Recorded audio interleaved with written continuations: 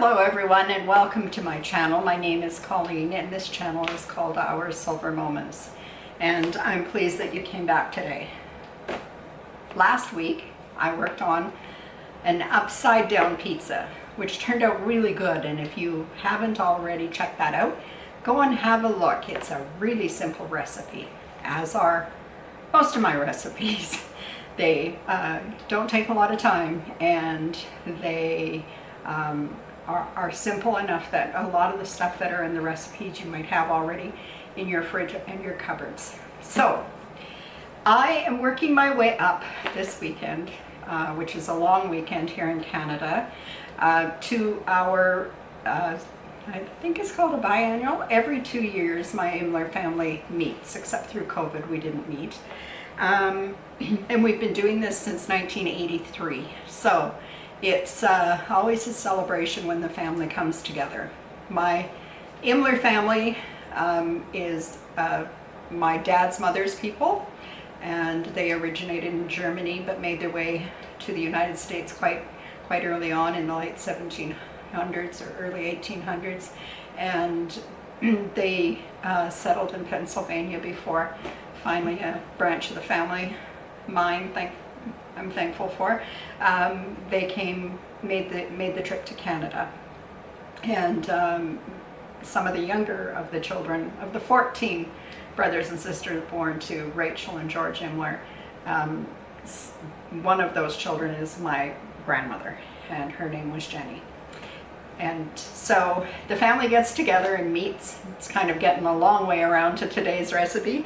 And in several of our reunions have included a cookbook, this old ratty thing, and some updates to it. And then I just continue to add, it's not pretty, but these are pages of deliciousness is what I like to think of them as. So I pick up the book carefully because I don't want the pages to all fall out on the floor, and I promise myself that one of these days I'm going to sort this book. So keeping in the line with the upside down things, I thought today I would try, and I haven't made this in 25 years probably, but I will try this recipe from my mother for pineapple upside down cake. Now, my mother isn't my link to my Imler family. It was my father that was the link, but there's a lot of my mom's recipes that are tucked into this page, the pages of this book, because this is kind of the family book. So I'm going to start off, and I'm going to gather up the things that I need.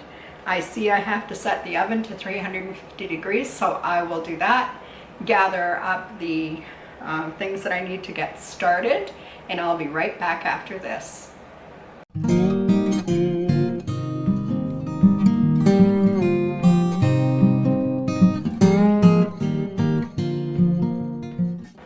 Okay, I've got the first part of this all together, I think. So, in this measuring cup, I have melted 1/4 cup of butter, and it's measuring 1/4 cup of melted butter. Sometimes we're not sure whether it should be before or after, but I measured before and it still measured the same after. Now I'm just going to coat this pan with my handy dandy little pastry brush.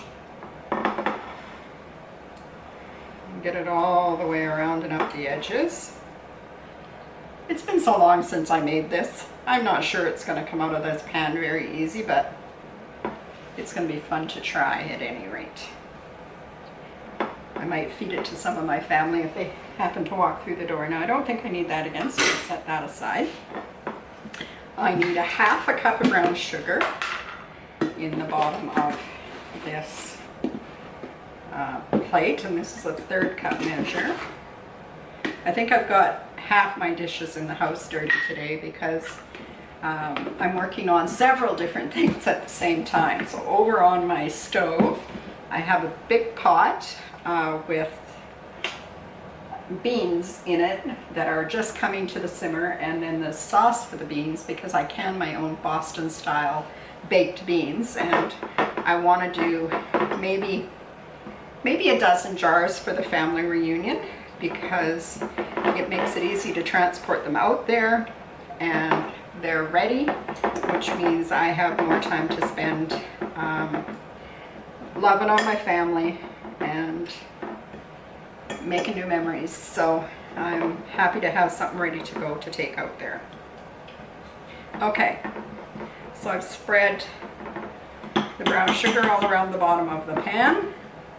Now it says I need 20 ounces, that's how old this recipe is, 20 ounces of pineapple, but I have a 398 milliliter can. I'm not sure how this is going to work out. I've got another can in backup in case I need it, but I'm going to open this up. I don't like my can opener. I don't know about you guys, but can opener is one of those tools you want to have just right. I'm not saying I haven't had it forever, because I have, but I don't like how it just cuts the top off. Now one of these days I'm going to have to look for a new can opener. Now I'm just taking these pineapple rings out. I'm putting them onto a paper towel and I'm going to blot them dry, because we don't need all that extra juice in the bottom of the can. And I think there's 2 more in there. Yes. And I'm not going to throw away the juice, even though there's not that much left in there. I'm not going to throw it out, because I'm sure we can use it in something. It's got lots of acid in it, which makes it good for sauces and all sorts of things. So now, just take your time, and you don't want to like wring these guys out. Ring, pineapple ring. But you do definitely want to get any excess moisture off of them. And I'm going to start in the middle of the pan and put one down. This is a 9.5 inch pie pan. And I don't remember if Mom used a pie pan or a cake pan or how she did it, honestly. But this is how I'm going to do it. And I'm going to have to crowd them in there as it is. Wow, this might work out okay. Okay, just going to wiggle them around a little bit. Got a few gaps, but not bad. I do have some pineapple left over, so I'm going to break these in half and just put them in a couple spots up the side. It's not going to cover the whole thing. I would need one more ring in order to do the whole thing. No, if you can see, one more half ring. So I'm not going to open another whole pan to get a half a ring. It's just going to have to be good like that. Now we need some maraschino cherries, and I love maraschino cherries, so that's not a hardship for me. And we're going to pop a cherry into the center of each pineapple piece. And then we'll put them in these ones that are going up the sides. I made sure my oven was set to 350. I'm going to put some of these maraschino cherries. Just going to watch my stove too and make sure that my beans aren't boiling over. I'm multitasking. Or that my sauce isn't boiling over, because let me tell you what, I took that sauce right close to the top of the pot. And there we go.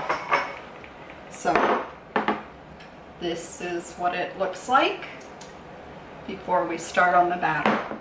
So I'll put this aside, I'll clean this up, I'll get the rest of the ingredients out, and we'll get going on the batter.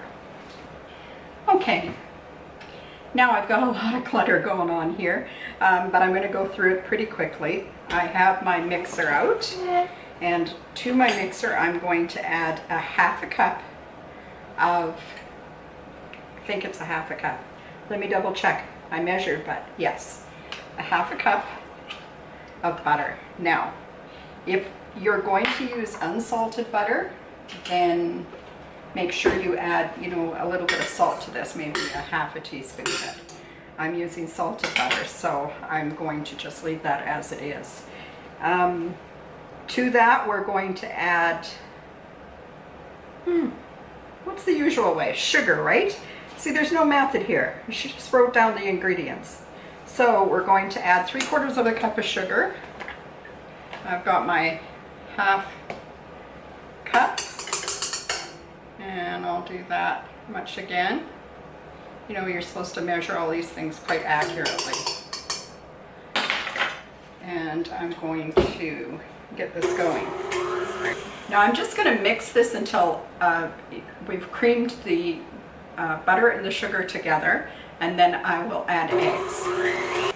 Now I'm going to add the eggs one at a time, and I'm going to stir in between. And if it looks like I need to, I'm going to scrape down the edge of the pan at the same time. Let me move the sugar out of the way. We're done with that.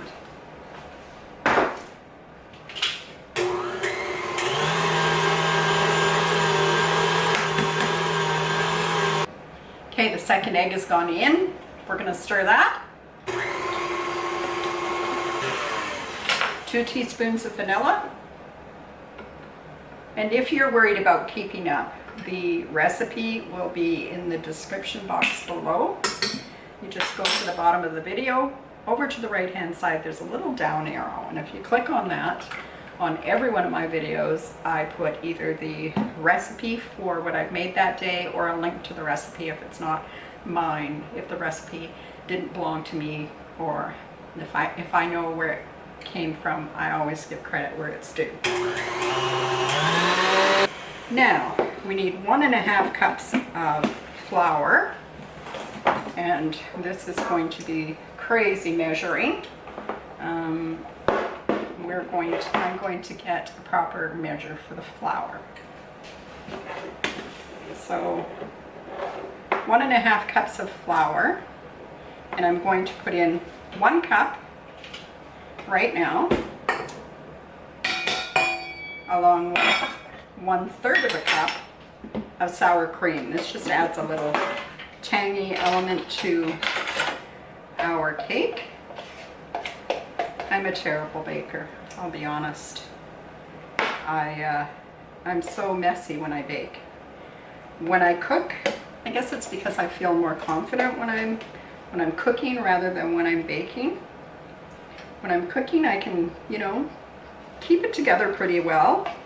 But when I'm baking, I end up with flour all over me and the counter in the kitchen, and everything is sticky because I've picked it up with sticky hands, and hot mess, that's what it is. That was 1/3 of a cup of sour cream just in there. We'll get rid of that.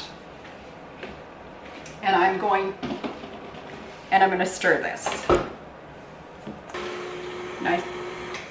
And I stirred that quite gently for just a little bit of time. And now I'm going to add 1/2 cup of flour.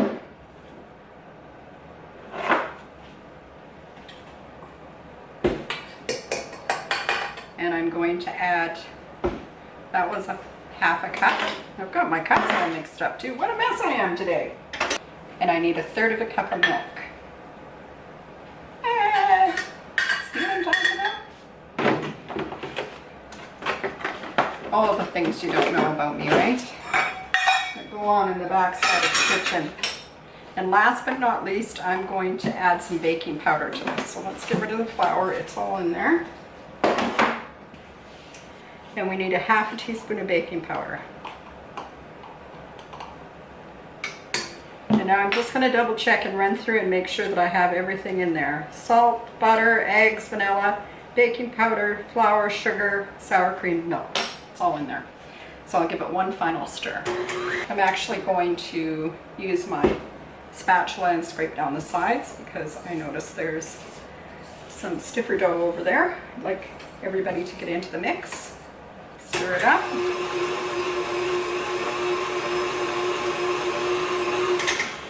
Just really until it's incorporated. I don't want to over mix it. And I need that.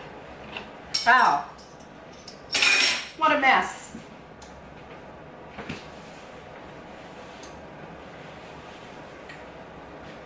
Okay, now I'm gonna try and get it together. Must have. Oh man, I always try to put my best foot forward for you guys, but today I guess some of my true self is shining through. I don't know. There. Get rid of that. Here is what our dough looks like. Now I'm looking at this, and because it's been a long time since I made this, I'm kind of concerned because the dough seems to be quite thick, but I guess it'll work out. I'm going to trust that it'll work out. And I'm going to dollop this dough around.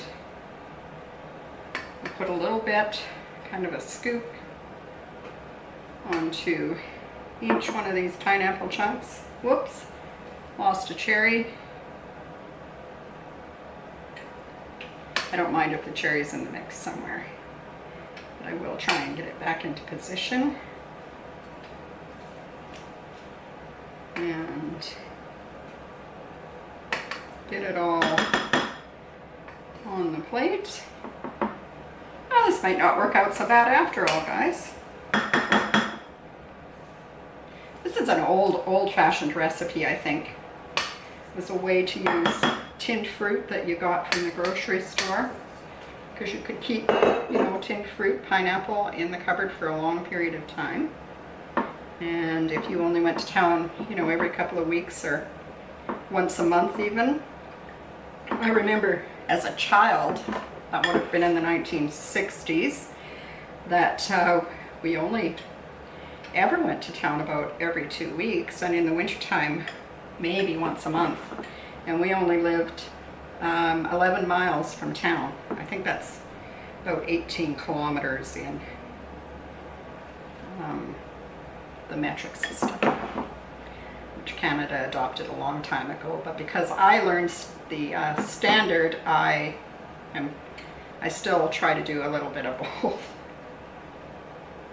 Okay, didn't quite cover everything that I wanted covered, but I'm going to remember that the cake batter will rise, and voila, that's what it looks like at the moment.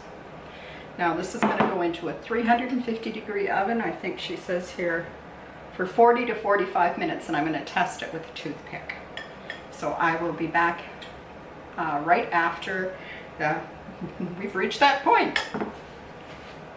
Well, looks good so far. I tested it with the toothpick and it came out clean. So it looks to me like if right now I were to try and turn it over, all the juices would spill. So I'm going to leave it about 15 minutes and then we'll try and turn it out and see what happens. As I said, it's been a long time.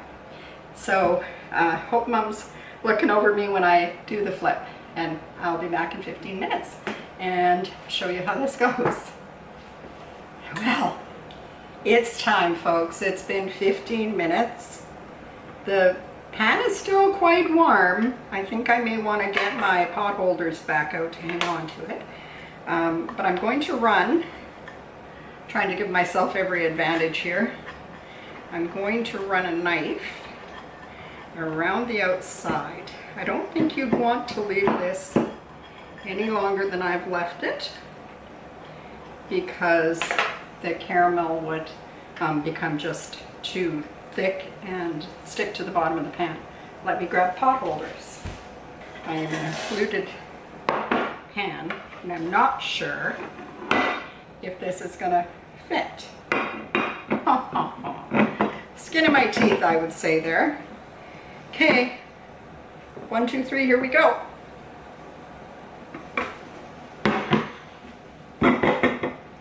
And I'm going to get these big mitts off now. And oh my gosh. Whoa! It's very warm. And look at that. Pineapple upside down cake. First time I've made it in at least 25 years, and I am very pleased with the result. And gosh, I hope you give this a try, folks. I don't think there was anything too hard about it. You watched my every move, and I didn't do anything off camera other than allow it to cook, but you would do that anyway. So I'm really pleased with the results. I hope that you guys have enjoyed this video, and that if you have, you'll give it a like. Leave me a comment in the box below and let me know if you've ever made a pineapple upside down cake, or you know, there must be other versions of this that don't include pineapples if that's not your favorite. Maybe an apple upside down cake, something along that line. Anyway, like, subscribe, comment. All of those things would be fantastic. And I'm off to my family reunion this weekend, and I intend to have a really fantastic time with my family. So next week is yet to be determined what it might be, and but I will see you again soon. Take care, everybody. Bye-bye.